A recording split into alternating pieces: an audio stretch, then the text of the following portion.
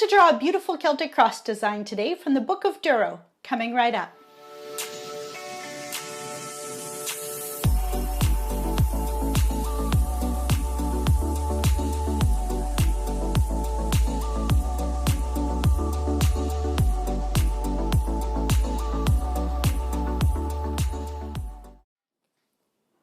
Hello everyone, I'm Carrie Buziak of AON Celtic Art. I'm a, wait for it, best-selling author as well as a Celtic artist teaching modern techniques from ancient art. I've been teaching these techniques for the last 25 years for my website as well as in my book, Creating Celtic Knotwork by Dover Publications. And yes, you heard right, best-selling author. Yes, only on Amazon, but in a few different categories, and I will take it. That's awesome. I was so excited to see that. I noticed it just before Christmas this year, and I was just over the moon. My cross-stitch book as well as several of my coloring books are both top sellers in their categories, so this is super exciting for me. And I just want to thank everyone out there for supporting me and this channel through my website as well as from my Etsy page and by buying my books from Amazon. That's just wonderful, you guys. And I'm just so happy that Celtic art has found a home again. It seems to kind of come and go in waves for popularity, so I'm so happy to see it on the rise again and that more people like yourselves are getting into it and learning how to draw Celtic designs. Today we'll be working on a page from the Book of Durrow, page 85 verso.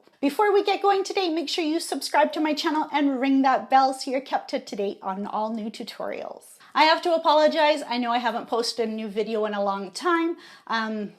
Life, why you gotta be that way? Basically, I was wrapping up my last Celtic coloring book and I just kind of went down the rabbit hole on that and disappeared from the earth while I chased that deadline. So very sorry I haven't had a chance to post in a while, but I think you guys will like this video today. I also have to confess, I did do another unboxing video. I bought a Cricut machine. Unfortunately, I was taping it with my iPad and I didn't notice that the battery ran out. So did I stop filming? Hell no, I just kept shooting that shit and unfortunately it was all unboxed by the time I noticed. So if you haven't checked out my Etsy store, you can see I've got stickers up there now, Celtic stickers, some seasonal, some purely Celtic, and there'll be more designs that I add as we go, but there's some initial ones there for you to check out. I hope to do some Valentine's ones. I did get some glittery sticker paper.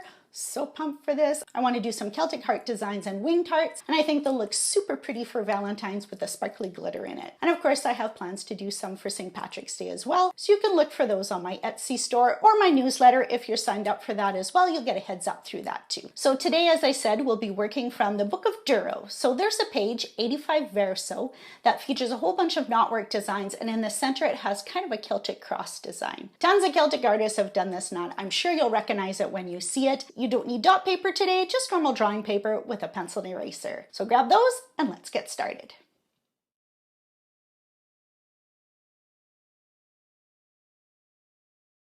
As a brief refresher, the word manuscript is often shorthanded with the letters MS.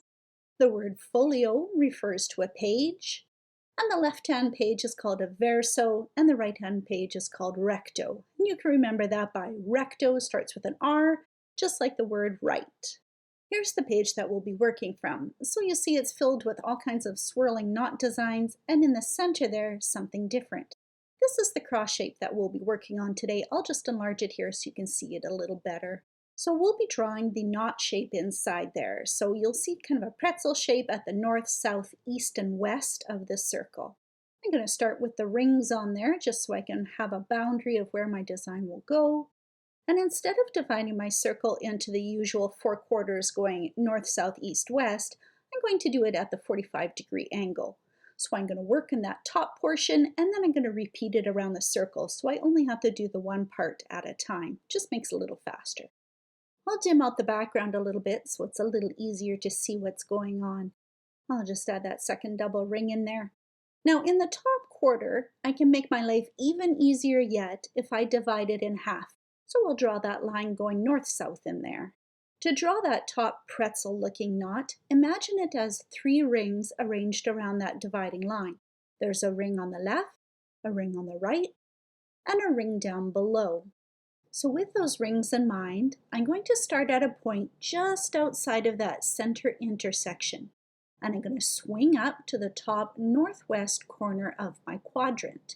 It shouldn't actually touch the corner because we want to leave a little bit of space for us to work those 4 other designs in the corners. so leave yourself a little bit of room.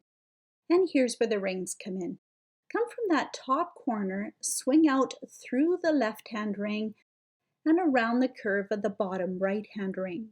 So you should end up with a gentle sweep going through the middle and then around the bottom of that curve. Keep following that ring around until you reach that bottom circle and begin to follow that bottom one now. As you come up on that bottom circle, continue across to meet that left-hand ring.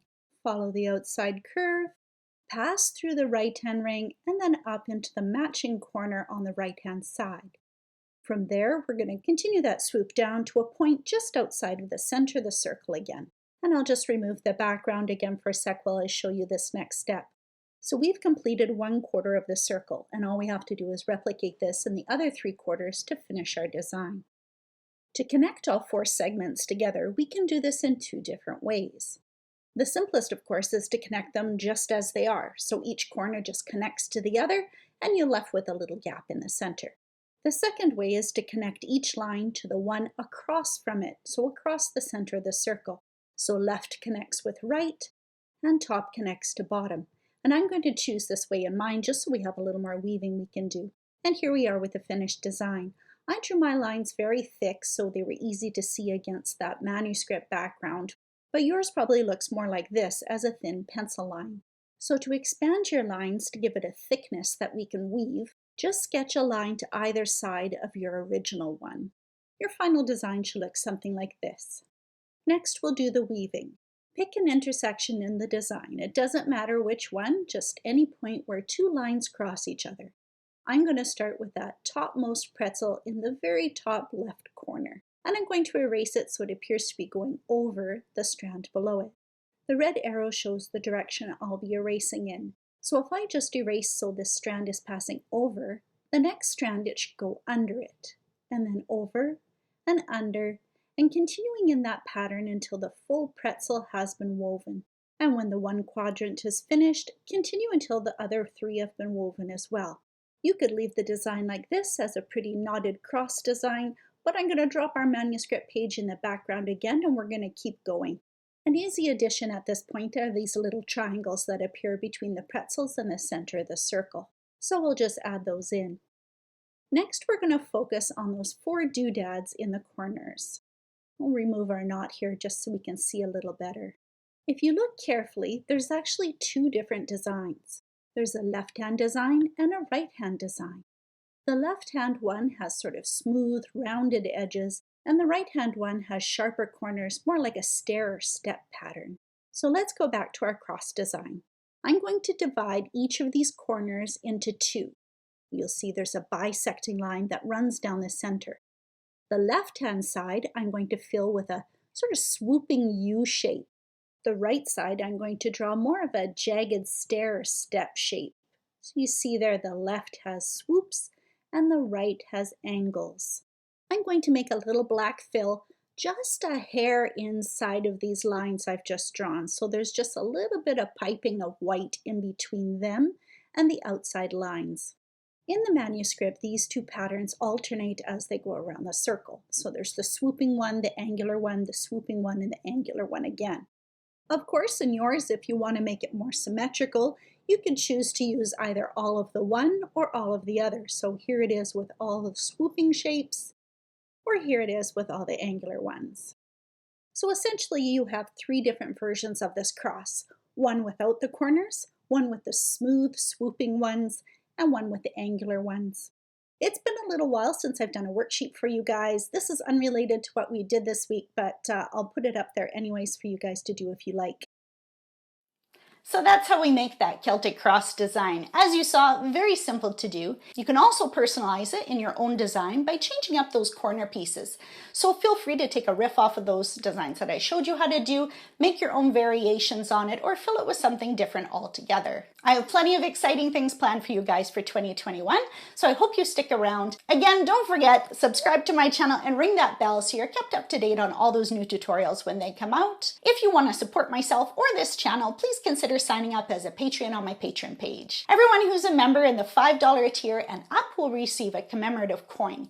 So we did one in 2019 that was a Celtic horse design. We did one for 2020, which is a Celtic dragon. Those are just shipping to me now, so if you are a member, those should be coming out to you shortly. Look for them in the mail probably in the next month or so. Of course, 2021 I'll have another design as well, so if you want to support this channel, that's a great way to do it, and you get something really cool in return for it. That's all I have for you guys this week. Bye!